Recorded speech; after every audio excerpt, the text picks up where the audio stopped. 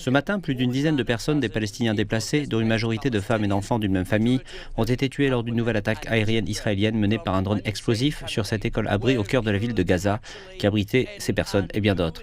Parmi les personnes tuées ce matin, il y avait des orphelins dont le père a été tué au début de la guerre et leur oncle, ainsi que ses enfants. Des femmes et ses orphelins ont été tués ce matin lors d'une frappe aérienne israélienne sur cette école, l'école primaire Mustafa Hafid, dans la ville de Gaza.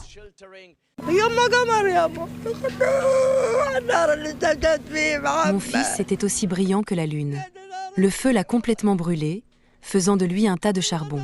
Ma vie est devenue un enfer à cause de sa mort. Je me demande comment décrire ce qui s'est passé. Il a été tué alors qu'il se tenait dans la rue. Il s'agit de l'une des frappes qui ont eu lieu dans la bande de Gaza au cours des dernières 24 heures, y compris une autre frappe sur un abri dans l'est de la ville de Gaza où 16 personnes auraient également été tuées. Selon les estimations locales, au cours des dernières 48 heures, 300 Palestiniens ont été tués dans de multiples frappes aériennes dans différentes parties de la bande de Gaza. Ces frappes interviennent alors que l'on parle d'un possible cessez-le-feu entre Israël et le Hamas, sous la médiation des États-Unis, du Qatar et de l'Égypte. Pour la population, il semble qu'Israël exerce une pression primordiale sur le Hamas et la population.